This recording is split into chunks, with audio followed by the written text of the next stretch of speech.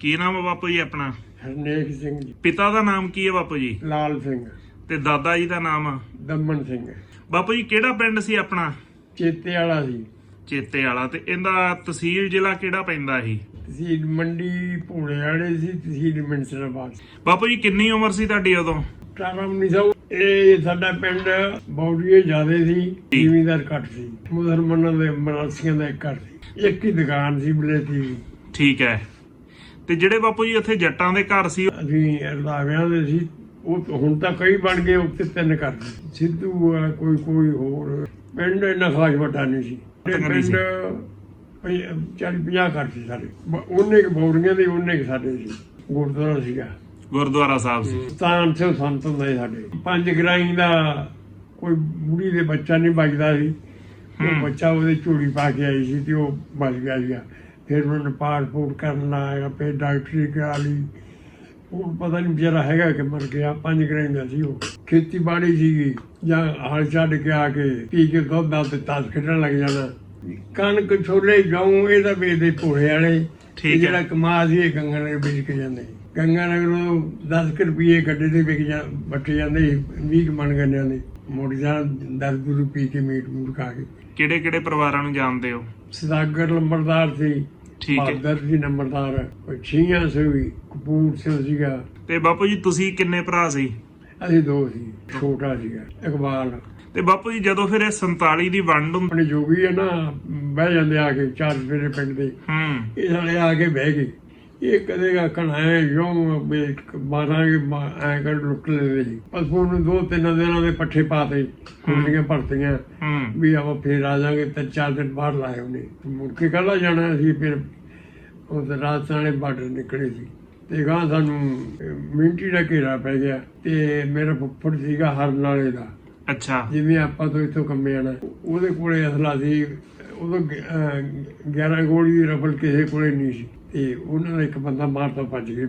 ਫਿਰ ਅਸੀਂ ਗੱਡੇ ਹੱਕ ਲਏ। ਗੱਡੇ ਹੱਕ ਕੇ ਜਦੋਂ ਆਉਣ ਲੱਗੇ, ਸਾਦਕੀ ਲੰਘਣ ਲੱਗੇ, ਸਾਰੇ ਨੇ ਪੁਲ ਰੋਕ ਲਿਆ। ਫਿਰ ਉਹ ਘੋੜੇ ਤੇ ਆ, ਉਹਦੇ ਕੋਲ ਘੋੜਾ ਸੀਗਾ ਮੇਰੇ ਫੁੱਫੜ ਕੋਲੇ। ਉਹਨੇ ਫਿਰ ਘੋੜਾ ਅਸਲਾ ਸਿਰ ਤੇ ਬੰਨ੍ਹ ਕੇ ਤੇ ਸਾਦਕੀ ਪਾਸੇ ਦੀ ਕਰਕੇ ਮਗਰ ਸਿੱਟਿਆ।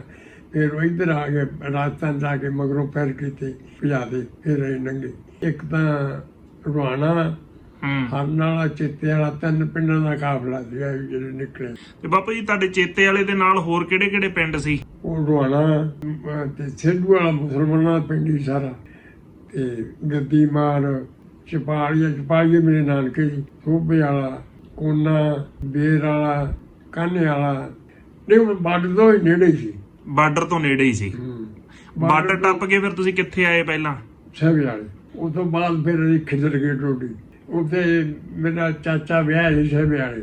ਉਹ ਸਾਨੂੰ ਆਖਣ ਲੱਗਾ ਰੋਟੀ ਰਾਟੀ ਖਵਾਉਣੀ ਤੁਹਾਨੂੰ। ਉਹ ਆਂਦਾ ਵੀ ਜਦੋਂ ਸਾਰੇ ਕਾਬਲੇ ਨੂੰ ਖਵਾਓ। ਉਹ ਆਂਦੇ ਨਹੀਂ ਇੰਨੇ ਨੂੰ ਅਸੀਂ ਕਿੱਥੇ ਦਵਾਵਾਂਗੇ। ਫਿਰ ਉਹ ਆਖਿਆ ਜਿੱਥੇ ਦੂਏ ਫਿਰ ਉੱਥੇ ਅਸੀਂ ਫਿਰਦੇ ਰਹੇ ਭੁੱਖੇ। ਤੇ ਅਲਾਟਮੈਂਟ ਤੁਹਾਨੂੰ ਕਿੱਥੇ ਹੋਈ ਫਿਰ ਬਾਅਦ ਚ? ਅਲਾਟਮੈਂਟ ਸਾਨੂੰ ਮੇਰਾ ਫੁੱਫੜ ਸੀ ਇੱਕ ਦਲੀਪ ਸਿੰਘ, ਉਹ ਕਾਗਜ਼ ਲਿਆਇਆ ਉੱਧਰੋਂ ਪਾਕਿਸਤਾਨ ਮੁਸਲਮਾਨ ਬਣ ਕੇ। ਅਲਾਟਮੈਂਟ ਫਿਰ ਇੱਥੇ ਪੱਕੀ ਹੋਈ ਸੀ ਫਰੀਦਕੋਟ। ਫਿਰ ਤੁਹਾਨੂੰ ਪੱਕੀ ਅਲਾਟਮੈਂਟ ਹੋਈ ਹੈ। ਤੇ ਉਦੋਂ ਲੋਕੀ ਪਾਣੀ ਕਿਵੇਂ ਲਾਉਂਦੇ ਸੀ? ਪਾਣੀ ਨਹਿਰ ਦਾ ਵੀ ਸੀਗਾ ਤੇ ਖੂਹ ਵਾਲੇ ਸੀ ਟਿੰਡਾਂ ਵਾਲੇ। ਉਹ ਉੱਠਾਂ ਬੰਨ੍ਹਣਾ, ਉਹਨਾਂ ਨੂੰ ਜੋੜ ਕੇ ਅੱਖਾਂ ਬੰਨ੍ਹ ਦੇਣੀਆਂ। ਕਿਤੇ ਡੰਡਾ ਮਾਰਨਾ, ਬੈਠੇ ਰਹਿਣਾ ਉੱਥੇ ਕੋਲੇ। ਠੀਕ ਹੈ। ਜਾਂ ਆਪੇ ਤੁਰੇ ਫਿਰਦੇ ਸੀ। ਨਹੀਂ ਰਾਤ ਨੂੰ ਜੋੜ ਦਿੰਦੇ ਹੀ ਉੱਠ। ਸਾਰੀ ਰਾਤ 3-4 ਕਿੱਲੇ ਤਾਂ ਲਾਉਂਦਾ ਸੀ। ਉਹ ਚੰਗੀ ਸੀ। ਉਹ ਚੰਗੀ ਸੀ ਕਿ ਮੇਲਾ ਮੂਲਾ ਵੇਖਣ ਜਾਣਾ ਤੇ ਘਰੋਂ ਪੈਸੇ ਮੰਗਣੇ, ਦਾਦੀ ਤੋਂ ਪੈਸੇ ਦੇ, ਦਾਦੀ ਮੇਲਾ ਵੇਖਣ ਜਾਣਾ। ਉਹਨੇ ਆਨਾ 2 ਆਨੇ ਦੇ ਦੇਣ, ਸਾਨੂੰ ਮੁੱਕਦੇ ਹੀ ਨਹੀਂ ਖਾਦੇ। ਤੇ ਹੁਣ ਕਿੰਨੇ ਦੇ ਉਹਨੇ ਮੁੱਕ ਜਾਂਦੇ। ਆਹੋ ਉਹ ਸਾਡੇ ਪਿੰਡ ਦਾ ਜਵਾਈ ਸੀਗਾ, ਲਾਲ ਸਿੰਘ ਸੀ ਉਹਦਾ ਨਾਂ। ਤੇ ਉਹ ਸਾਈਕਲ ਲੈਂਦਾ ਸੀ ਉਹਨੇ। ਉਹ ਨਹੀਂ ਮੈਨੂੰ ਪਤਾ ਕਿੰਨੇ ਦਾ ਲੈਂਦਾ ਸੀ। ਤੇ ਬੁੜੀਆਂ ਬੰਦੇ ਵੇਖ ਕਰਨਾ ਡਿੱਗਦਾ ਨਹੀਂ ਗਾ। ਉਹਦੇ ਪੈਰ ਪੁੱਤਰ ਲੱਗਦੇ ਨੇ, ਐ ਪੈਡਲ ਜੇ ਮਾਰੀ ਜਾਂਦਾ। ਇਹ ਡਿੱਗਦਾ ਕਿਉਂ ਨਹੀਂ ਗਿਆ? ਤੇ ਉਹਨੇ ਸਾਰੇ ਹੱਥ ਨੇ ਸਾਨੂੰ ਚਲਾ ਕੇ ਵਿਖਾਉਣਾ। ਪ੍ਰਾਹੁਣਾ ਸੀ ਉੱਥੋਂ ਦਾ, ਜਵਾਈ ਸੀ। ਉਹ ਸਾਈਕਲ ਤੇ ਆਇਆ ਸੀਗਾ ਜਿਵੇਂ ਆਪਾਂ ਹੁਣ ਕਾਰ ਤੇ ਜਾਂਦੇ ਆ। ਹਾਂਜੀ। ਤੇ ਉਹ ਸਾਈਕਲ ਤੇ ਆਇਆ। ਇਹ ਆ ਬਈ ਸਾਨੂੰ ਉੱਥੇ ਉਧਰ ਨੂੰ ਹੁਣ ਔਖੇ ਆਪਾਂ, ਉਧਰ ਸੌਖੇ ਬਹੁਤ ਸੀ। ਇਹ ਨਾ ਬਹੁਤ ਸਸਤੀ ਚੀਜ਼ ਮਿਲਦੀ। ਬਹੁਤ ਕੁਝ ਖਾਂਦੇ ਪੀਂਦੇ, ਘਿਓ ਖਾਂਦੇ ਰਹਿੰਦੇ ਸੀ। ਸਾਡੀ ਦਾਦੀ ਨੇ ਡੰਡਾ ਲੈ ਕੇ ਬਹਿ ਜਾਣਾ, ਆਪਣੇ ਦੁੱਧ ਛੰਨਾ ਭਰ ਲੈਣਾ, ਵਿੱਚ ਘਿਓ ਪਾਉਣਾ, ਪਾਈਆ ਤੋਲ ਕੇ ਪਾਉਂਦੀ। ਅੱਛਾ ਮੇਰੇ ਚਾਚਾ ਕਿਲੋ ਘਿਓ ਪੀਂਦਾ ਹੁੰਦਾ ਸੀ ਨਿੱਤ। ਗੁੜ ਵੀ ਘਰ ਦਾ ਬਣਾਉਣਾ ਹੀ ਕਮਾਲ ਹੁੰਦਾ ਸੀ। ਤੇ ਜਦੋਂ ਉੱਥੇ ਰੋਟੀ ਜਾਂਦੀ ਹੁੰਦੀ ਸੀ ਦਿਨ ਚੜੇ ਮਿੱਠੀ ਰੋਟੀ ਗੰਢੇ ਨਾਲ, ਅੱਛਾ ਉਹ ਹੜ ਵਾਲਿਆਂ ਨੂੰ ਹੁਣ ਤਾਂ ਆਪਣੇ ਚਾਲ ਜਾਂਦੇ ਆ, ਉਦੋਂ ਹੜ ਵਾਲਿਆਂ ਨੂੰ ਮਿੱਠੀ ਰੋਟੀ ਗੰਢੇ ਨਾਲ ਖਵਾਉਂਦੇ ਹੁੰਦੇ ਸੀ।